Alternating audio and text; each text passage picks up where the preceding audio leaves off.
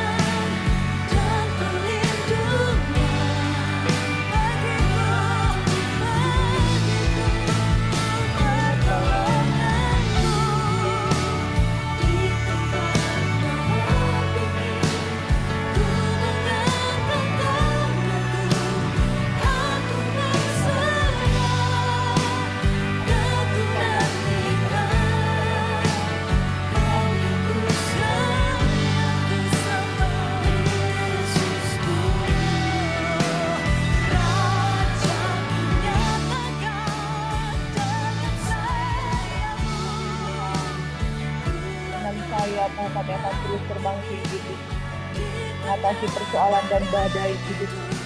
Kami tidak akan menyerah Tuhan. Engkau kekuatan, Engkau perlindungan kami Tuhan. Engkau yang kami sembah, Yesus Tuhan, Raja Tuhan. Engkau pertolongan kami di tempat maha tinggi. Kami mengangkat tanganku berserah padamu.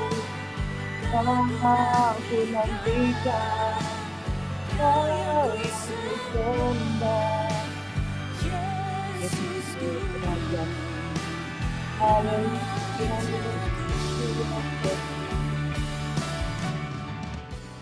Terima kasih Tuhan, Engkau Tuhan, Juru Selamat dan Raja dalam kehidupan.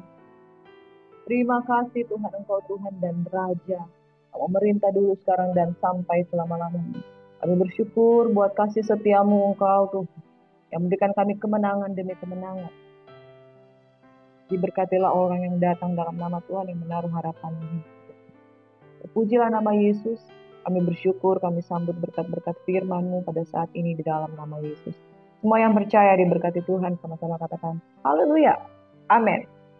Shalom Bapak Ibu sahabat Yesus yang diberkati oleh Tuhan Yesus Kristus. Bersyukur kepada Tuhan ketika kita memuji dan menyembah Tuhan, nama Yesus yang ditinggikan dan kita beroleh kekuatan baru. Dan saudaraku yang diberkati oleh Tuhan Yesus Kristus, firman Tuhan berkata iman timbul dari pendengaran dan pendengaran oleh firman Kristus. Pagi hari ini saudara, kita masih melanjutkan perenungan firman Tuhan dari kitab Roma. Dan saudaraku yang diberkati oleh Tuhan Yesus Kristus, kitab Roma adalah kitab yang memuat doktrin-doktrin kebenaran, dasar-dasar yang menjadi kekuatan di dalam kehidupan kita. Saudara, mari jangan lepaskan iman percaya kita, sebab barang siapa berseru kepada nama Tuhan, dia diselamatkan. Di dalam Roma 10 ayat 13, 14, 15 dan ayat yang ke-17 firman Tuhan berkata, sebab barang siapa yang berseru kepada nama Tuhan akan diselamatkan. Tetapi bagaimanakah mereka dapat berseru kepadanya jika mereka tidak percaya kepada Dia? Bagaimanakah mereka dapat percaya kepada Dia jika mereka tidak mendengar tentang Dia? Bagaimana mereka mendengar tentang Dia jika tidak ada yang memberitakannya? Dan bagaimana mereka dapat memberitakannya jika mereka tidak diutus? Seperti ada tertulis, betapa indahnya kedatangan mereka yang membawa kabar baik. Bapak Ibu Saudara yang diberkati oleh Tuhan Yesus Kristus, iman timbul dari pendengaran dan pendengaran oleh karena firman Kristus. Tuhan baik dalam kehidupan kita. Hari ini kita akan merenungkan firman Tuhan dari pasal 9 hingga pasal yang ke-16 dari kitab Roma. Iman timbul dari pendengaran akan firman Kristus. Saudara yang diberkati oleh Tuhan Yesus Kristus, ayat-ayat yang populer di dalam pasal 9 hingga pasal yang ke-16, satu persatu saya bacakan. Iman timbul dari pendengaran dan pendengaran oleh firman Kristus. Dan Roma 12 ayat 2, janganlah kamu menjadi serupa dengan dunia ini, tetapi berubahlah oleh pembaruan budimu, sehingga kamu dapat membedakan mana kehendak Allah, apa yang baik, berkenan kepada Allah, dan yang sempurna. Saudara, dasar-dasar iman, kepercayaan, kekristenan, yaitu sola fide, sola gratia, dan sola scriptura, hanya karena iman, hanya oleh karena kasih karunia, hanya karena firman. Dan firman, iman, dan kasih karunia itulah merupakan dasar keselamatan daripada kita. Tapi saudara, iman itu tidak berhenti sampai di situ, tetapi kita harus berubah. Oleh karena firman yang kita dengar, pembaharuan budi itu harus terjadi di akal, pikiran, dan jiwa kita. Akibatnya kita dapat membedakan kehendak Allah, mana yang baik, berkenan, dan yang sempurna. Dan saudara, dengan iman kita, jangan jemu-jemu menaikkan doa kita di hadapan Tuhan. Bersukacitalah dalam pengharapan, sabar dalam kesesakan, dan bertekunlah di dalam doa. Demikian Roma 12 ayat 12 berkata. Nah, saudaraku yang diberkati, ketika kita memiliki beban-beban, saudara, ketika kita beriman, kita diselamatkan, bukan berarti masalah langsung hilang, tidak. Tapi mungkin kita ada pergumulan-pergumulan. Namun naikkan segala doamu dan perkenan dengan ucapan syukur. Roma 14 ayat 17, kebenaran Allah bukan soal makanan dan minuman, tapi soal kebenaran, damai sejahtera, dan sukacita oleh Roh Kudus. Ini merupakan dasar-dasar kekuatan kebenaran. Kalau kita teguh berpegang kepada firman, ketika kita mendengar firman, kita menjadi kuat dan kita pasti akan bertumbuh. Bertumbuh karena kita berakar di dalam. Amen. Satu-satu saya akan bahas poin-poin di pasal-pasal yang ada. Ketika kita kemarin membaca tentang kitab Roma, pasal 1 hingga pasal 8, mengenai masalah kebenaran. Pasal 9 hingga 11 berbicara mengenai masalah-masalah bangsa Yahudi. Soal makan, minum, pakai yang mereka masih persoalkan, tetapi dasar iman yang teguh, dasar iman yang kuat, Paulus tanamkan di dalam diri orang-orang Yahudi yang percaya dan orang-orang yang di luar bangsa Yahudi yang diam di kota Roma. Pasal 12 hingga pasal 15 mengenai masalah-masalah kehidupan yang praktis. Pasal 16 surat pengantar untuk Febe dan daftar nama orang yang dikirim salam oleh Paulus. Dan Roma 9, saudara, firman Tuhan berkata, akan tetapi firman Allah tidak mungkin gagal. Sebab tidak semua orang yang berasal dari Israel adalah orang Israel, dan juga tidak semua yang terhitung keturunan Abraham adalah anak Abraham. Tetapi yang berasal dari Ishak yang akan disebut keturunanmu. Artinya bukan anak-anak menurut daging oleh anak adalah anak-anak Allah, tetapi anak-anak perjanjian yang disebut dengan keturunan yang benar. Saudara, di dalam kitab Roma ini ditujukan kepada orang-orang percaya yang ada di Roma dan orang-orang yang tidak percaya yang ada di sana. Bagaimana supaya ketika mereka mengenal Injil, mereka punya dasar pemahaman yang benar. Saudara, keselamatan, orang Israel berpikir keselamatan hanya bagi mereka, hanya bagi bangsa pilihan. Tetapi oleh karena ketegaran tengkuk dari bangsa Israel, dilihat atas Israel, dan kemudian Israel menolak Yesus, mereka menjadi batu sandungan. Kemudian bangsa lain juga. Itu sebabnya bukan cuma anak-anak Abraham, tetapi di luar dari keturunan Abraham yang disebut orang-orang benar, bukan cuma sekedar dari keturunan Abraham, tapi anak-anak yang bukan sekedar dari anak-anak daging, anak-anak perjanjian yang disebut keturunan yang benar. Amin. Saudara yang diberkati, oleh karena iman kita termasuk orang-orang dari keturunan. Roma 10 ayat 9 dan 10 berkata dari ayat 8, mari kita baca. Tetapi apakah katanya? Ini firman itu dekat kepadamu, yakni di dalam mulut dan di dalam hatimu. Itulah firman iman yang kami berikan. Sebab jika kamu mengaku dengan mulutmu bahwa Yesus adalah Tuhan dan percaya dalam hatimu bahwa Allah telah membangkitkan Dia dari antara orang mati, maka kamu akan diselamatkan. Karena dengan hati orang percaya dan dibenarkan, dan dengan mulut orang mengaku dan diselamatkan. Karena kitab suci berkata, barang siapa percaya kepada Dia tidak.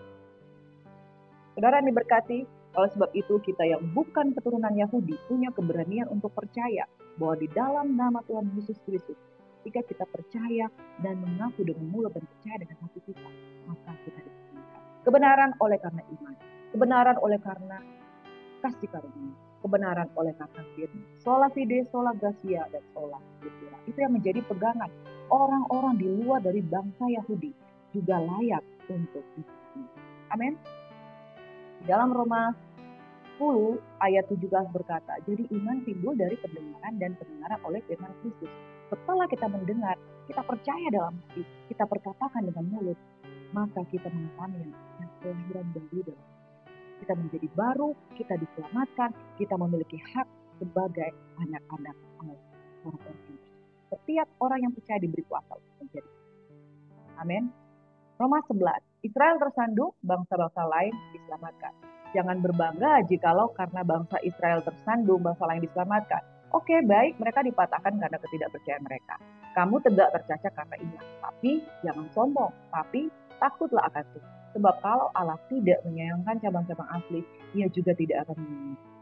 Sebab itu perhatikanlah kemurahan Allah dan juga kekerasannya, yaitu kekerasan atas orang-orang yang telah jatuh. Tetapi atas kamu kemurahannya, yaitu jika kamu tetap dalam kemurahannya, jika tidak kamu akan dipotong juga. Bapak Ibu Saudara yang diberkati oleh Tuhan Yesus Kristus. Kebenaran oleh karena iman. Kebenaran bukan karena kita bangsa Yahudi. Kebenaran oleh karena kita menerima Yesus. Kebenaran oleh karena kita percaya dalam hati, mengaku dengan mulut, kita perkatakan firman, kita dibenarkan di sana. Tapi jangan sombong. Jangan menjadi angkuh. Karena jika Allah tidak menyayangkan cabang-cabang asli, Dia juga tidak akan menyayangkan kamu. Sebagaimana Tuhan itu keras, tegas kepada bangsa Israel, Tuhan juga tegas kepada kita. Jika kita mempermainkan kasih karunia, jangan harap kita bakal lolos. Sekarang jika Israel tersandung, bangsa-bangsa lain diselamatkan, jangan kamu sombong. Tetapi bermegahlah dalam Tuhan dan percayalah kepadanya senantiasa, dan jangan kita lupa untuk selalu setia. Amin.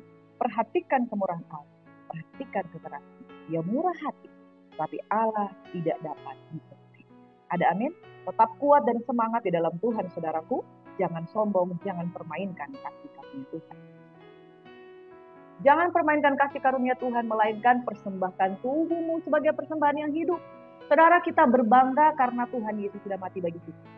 Dia sudah menjadi domba yang sempurna. dipersembahkan sehingga tidak ada lagi korban yang lain selain korban dia yang padanya kita beroleh keselamatan hanya oleh darah Yesus. Tapi saudara, bukan berarti ketika Tuhan sudah mempersembahkan hidupnya lalu kita seenak. No, saudara. Demi kemuliaan Allah, Paulus menasihatkan supaya kita mempersembahkan tubuh kita sebagai persembahan hidup yang kudus dan yang berkenan kepada Allah. Persembahan sejati, ibadah yang sejati adalah tubuh yang dipersembahkan bagi Tuhan. Ayat yang kedua, jangan kamu menjadi serupa dengan dunia ini, tapi berubahlah oleh pembaharuan budimu, sehingga kamu dapat membedakan manakah kehendak Allah, apa yang baik, yang berkenan kepada Allah, dan yang sempurna. Bukan berarti ketika kita dibenarkan hanya karena iman, hanya karena mulut, hanya karena percaya, hanya karena memperkatakan firman, jangan sombong. Tetapi selanjutnya, sekalipun kita tidak melakukan hukum-hukum Taurat, mempersembahkan korban ini dan itu, tetapi kita wajib mempersembahkan persembahan yang benar, yaitu tubuh yang berkenan, tubuh yang tidak najis, tubuh yang tidak zina. Di dalam nama Yesus, pembahara budi terjadi di dalam kehidupan kita. Itulah kita belajar untuk mengenal Tuhan dalam kehendak-kehendak yang baik, berkenan, dan yang sempurna. Nah, saudara, kita mungkin punya banyak pergumulan, tapi firman Tuhan katakan, persembahkanlah tubuhmu sebagai persembahan yang hidup. Jangan bersungut, jangan sombong. Janganlah hendaknya kerajinanmu kendor. Roh itu harus bernyala-nyala. Bagaimana cara roh bernyala-nyala? Tiap pagi, siang, dan malam. Saudara, pagi, siang, dan malam berdoa. Saudara, kalau Daniel, dia mempersembahkan doa pujian penyembahannya 3 kali. Daud 7 kali. Bagaimana dengan saudara? Berapa kali saudara mempersembahkan hidup? Setiap hari Minggu, setiap hari Senin, Rabu, Kamis, Jumat, atau setiap hari? Alangkah lebih baiknya. Firman Tuhan katakan pagi-pagi benar pada waktu hari masih gelap, Yesus sudah berdoa di tempat yang sunyi. Daniel 3 kali dia menghadapkan dirinya menghadap kiblat ke Yerusalem. Daud 7 kali dia memuji dan menyembah. Bagi kita orang percaya, setiap hari, setiap waktu, alangkah lebih baiknya paling tidak 3 kali sehari. Dan Roh Kudus berkata melalui Tuhan Yesus Kristus, firman Tuhan berkata melalui Tuhan Yesus Kristus, persembahkan tubuhmu sebagai persembahan yang hidup, yang kudus dan berkenan, karena di dalam Yohanes 4 ayat 23 dan 24 bahwa penyembahan yang berkenan kepada Tuhan adalah dalam roh dan kebenaran. Roh dalam kebenaran, roh selalu berhubungan dengan Tuhan, kebenaran itu firman Tuhan yang selalu kita renungkan siang dan malam. Saudara, apapun yang menjadi pergumulan kita, bersukacita dalam pengharapan, sabar dalam kesesakan, bertekun dalam doa. Cara kita mempersembahkan kehidupan tubuh yang kudus yang berkenan kepada Tuhan, yaitu tubuh kita jangan berbuat dosa. Tubuh kita harus sangkal diri, pikul salib, dan tetap bersyukur, bersukacita. Jangan bersungut, jangan kepahitan. Cara kita mempersembahkan tubuh, jangan biarkan tubuh kita dinajiskan oleh kepahitan, kesombongan, keangkuhan, kenajisan, percinahan, hawa nafsu, dan berbagai macam perbuatan-perbuatan daging di dalam Galatia 5 ayat 19 hingga 21. Saudaraku yang diberkati oleh Tuhan Yesus Kristus, persembahan yang hidup, tubuh kita dikuduskan dan dipersembahkan untuk. Ada amin. Roma 13. Dengan iman kita percaya, dengan mulut kita mengaku, dengan hati kita percaya kepada Tuhan. Tetapi jangan merasa diri benar. Saudara, jangan merasa diri benar. Jangan merasa diri orang paling kudus, orang paling suci, karena kita adalah orang-orang Kristen yang sudah dibenarkan, diselamatkan seenaknya dengan pemerintah. Tidak boleh, saudara. Roma 13 ayat 1 memerintahkan kita tiap orang harus takluk kepada pemerintah yang di atasnya. Sebab tidak ada pemerintah yang tidak berasal dari Allah. Dan pemerintah yang ada ditetapkan oleh Allah. Sebab itu barang siapa melawan pemerintah, ia melawan ketetapan Allah, dan siapa yang melakukannya akan mendatangkan hukuman atas dirinya. Sebab jika seorang berbuat baik, ia tidak usah takut kepada pemerintah, hanya jika ia berbuat jahat. Maukah kamu hidup tanpa takut kepada pemerintah? Perbuatlah apa yang baik, dan kamu akan beroleh pujian daripadanya. Karena pemerintah adalah hamba Allah untuk kebaikan. Tetapi jika engkau berbuat jahat, takutlah akan dia, karena tidak percuma pemerintah menyandang pedang. Pemerintah adalah hamba Allah untuk membalaskan murka Allah atas mereka yang berbuat jahat. Saudara, bukan berarti kita menjadi orang benar, orang kudus, terus kita menjadi orang yang memberontak dan selalu protes kepada pemerintah. Saudara, kita belajar untuk menghormati pemerintah. Doakan pemerintah. Pemilu sudah berlangsung dengan segala kekurangan dan kelebihan. Kita tetap hargai proses yang ada. Kita doakan segala kecurangan yang ada. Kita berdoa agar KPU dapat menetapkan hasil yang terbaik. Ketika segala masalah-masalah sudah diselesaikan, siapapun yang terpilih, presidennya yang ada, hormati, hargai, doakan. Kalau dia menyimpang, Tuhan punya cara. Kalau dia berkenan, kita harus dukung. Dan kalau dia melakukan segala sesuatu, menetapkan aturan-aturan, bea pajak, dan lain sebagainya, bayar, saudara.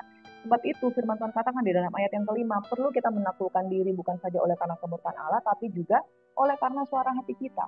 Suara kita harus kita dengar. Dan kita berdoa pemerintah-pemerintah juga mendengarkan suara hati nurani, suara hati rakyat. Oleh sebab itu, jangan pernah melawan pemerintah. Kalau kita berbuat baik, kenapa takut? Kalau kita berbuat jahat, kita perlu takut. Karena berarti melanggar aturan. Dan pemerintah berhak untuk menghukum orang yang melanggar. Itu juga sebabnya kita bayar pajak. Amin. Bayarlah kepada siapa, kita harus membayar pajak. Berikan rasa takut kepada orang yang berhak menerimanya. Dan berikan rasa hormat kepada orang yang berhak menerima hormat. Hormati pemerintah. Hormati orang-orang yang menjadi pimpinan kita. Dengan jalan demikian, Tuhan akan memberkati. Jangan merasa diri benar hanya karena engkau merasa sudah disucikan. Jangan merasa diri benar hanya karena engkau merasa engkau sudah diselamatkan. Dan jangan merasa diri benar hanya karena engkau tahu pemerintah itu tidak mengenal Yesus secara pribadi. Doakan dia. Karena aturan-aturan yang sesuai dengan hati nurani, yang sesuai dengan hukum-hukum, itu pasti yang menjadi aturan-aturan dari pemerintah. Hormati, saudara. Doakan para pemerintah. Jangan sombong kalau kita menjadi orang-orang yang sudah ditebus, sudah diselamatkan. Tapi tunjukkan buah kita di dalam tubuh sebagai penduduk yang baik, warga NKRI yang menghormati keputusan tersebut. Amin. Dalam Roma 14, firman Tuhan mengingatkan kita jangan saling menghakimi. Pada waktu itu orang saling menghakimi karena ada yang merasa hidupnya suci, ada yang merasa orang lain yang belum suci wajib mengerjakan aturan-aturan keyahudian. Dan firman Tuhan mengingatkan melalui Paulus, terimalah orang yang lemah imannya tanpa mempercakapkan pendapat. Jika kita hidup untuk Tuhan. Jika kita mati untuk Tuhan.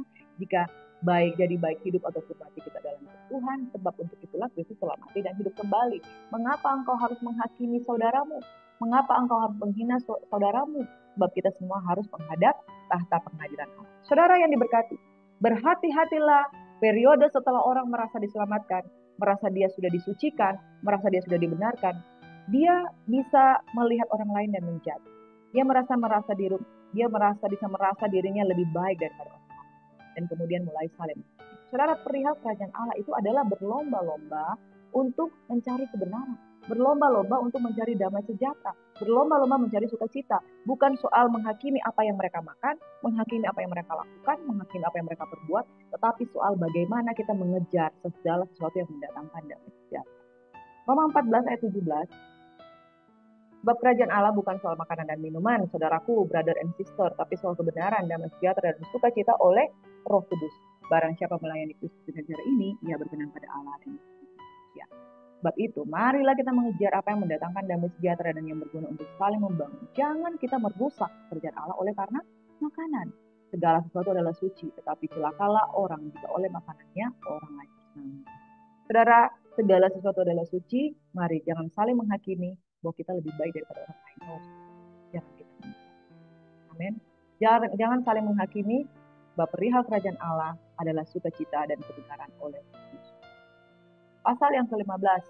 Kita yang kuat wajib menanggung kelemahan orang yang tidak kuat dan jangan mencari kesenangan kita sendiri. Sekali lagi, bukan saling menghakimi, bukan saling menjatuhkan, bukan saling merendahkan siapa yang lebih kuat, siapa yang lebih lemah. Ayat yang ke-5. Semoga Allah yang adalah sumber ketekunan dan penghiburan mengaruniakan kerukunan kepada kamu sesuai dengan kehendak Kristus, sehingga dengan satu hati, satu suara, kamu memuliakan Allah dan Bapa Tuhan kita Yesus Kristus. Sebab itu terimalah satu akan yang lain sama seperti Kristus juga telah menerima kita untuk kemuliaan Allah. Semoga Allah sumber pengharapan memenuhi kamu dengan segala sukacita dan damai sejahtera dalam iman kamu, supaya oleh kekuatan Roh Kudus kamu berlimpah-limpah di dalam pengharapan. Saudaraku, pada akhirnya kita tidak diperintahkan untuk mencari kelemahan orang lain, tapi saling menanggung kelemahan orang lain yang kuat, menanggung yang lemah, supaya ada damai sejahtera dan sukacita. Amin. Yang terakhir, ucapan salam doa Paulus di pasal yang ke-16. Kasih karunia Tuhan Yesus Kristus, Tuhan kita menyertai kamu sekalian. Amin. Bagi Dia yang berkuasa menguatkan kamu menurut Injil yang kumasyurkan dan pemberitaan tentang Yesus Kristus sesuai dengan pernyataan rahasia yang didiamkan berabad-abad lamanya, tetapi yang sekarang telah dinyatakan dan yang menurut perintah Allah yang abadi telah diberitakan oleh kitab para nabi pada segala bangsa, untuk membimbing mereka pada ketaatan iman. Bagi Dia satu-satunya Allah yang penuh hikmat, oleh Yesus Kristus. Segala kemuliaan. Saudara, saya cukup terharu mendengar bacaan dari ayat yang tersebut. Tetapi yang sekarang telah dinyatakan dan yang menurut perintah Allah yang abadi telah diberitakan oleh kitab-kitab para nabi kepada segala bangsa untuk membimbing mereka pada ketaatan. Saudara, tidak mudah menjadi hamba Tuhan.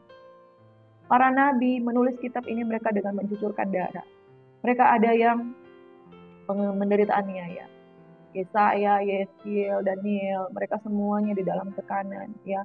Nabi-nabi, semua nabi besar, nabi kecil, mereka dalam tekanan untuk menuliskan wahyu Tuhan di dalam kitab-kitab suci yang kemudian dikanonisasi menjadi satu buku yang kita terima sekarang sebagai Alkitab.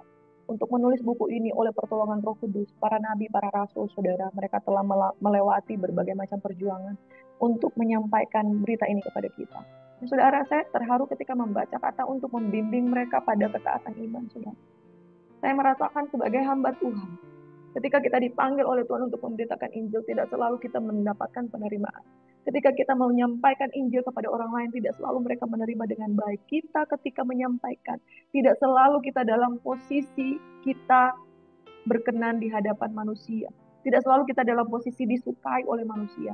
Seringkali ketika kita berkata-kata, ada salah kata, ada salah kalimat, ada salah emosi, ada salah kesalahan, banyak hal yang kita sampaikan.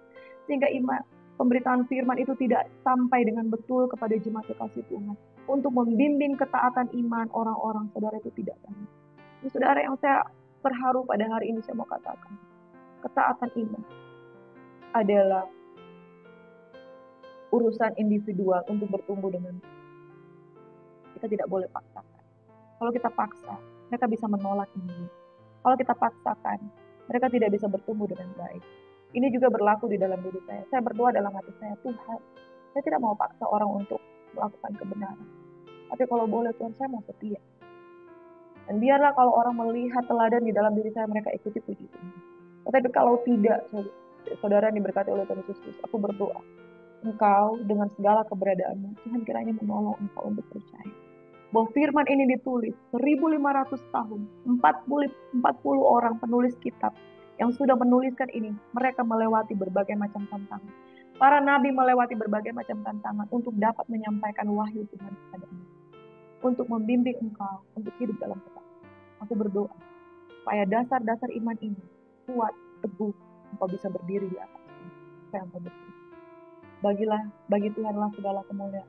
Bagi Dia satu-satunya Allah yang penuh hikmat, oleh Yesus Kristus, segala kemuliaan sampai ke sini. Aku berdoa engkau yang mendengarkan Injil pada hari ini, engkau diselamatkan. Mari. Bapa, di dalam nama Tuhan Yesus Kristus, firman Tuhan telah dibentangkan oleh penulis Alkitab selama ribuan tahun, dan sampai hari ini Alkitab masih tetap eksis, tidak ketinggalan zaman, tidak punah, dan bahkan Injil sedang digenapi. Biarlah kami tidak binasa sampai pada kesudahannya, tetapi nama kami tercatat di dalam buku kehidupan. Kami dibimbing oleh firman untuk taat. Bapak, kami rindu jemaat Tuhan yang sudah mendengarkan firman dari kitab Roma pasal 9 hingga pasal yang ke-16. Ajar kami untuk bertumbuh. Ajar kami dibaharui iman kami, berubah oleh pembaharuan budi. Terima kasih Bapak di surga. Aku berdoa dalam segala kasih sayang daripada Tuhan, aku melepaskan berkat buat jemaat kekasih Tuhan, biarlah mereka bertumbuh dalam pengenalan ini. Ini doa hamba, kami semua bertumbuh. Dibimbing iman, dibimbing ketaatan kami pada Yesus Kristus. Berakar, bertumbuh, menghasilkan dalam nama Yesus yang tidak bersyukur. Shalom Bapak Ibu sekalian, Tuhan Yesus memberkati kita sekalian, dan izinkan saya membacakan firman Tuhan. Bersukacitalah dalam pengharapan, sabarlah dalam kesesakan, dan bertekunlah di dalam doa. Tuhan pasti menjawab doa. Shalom and God bless you.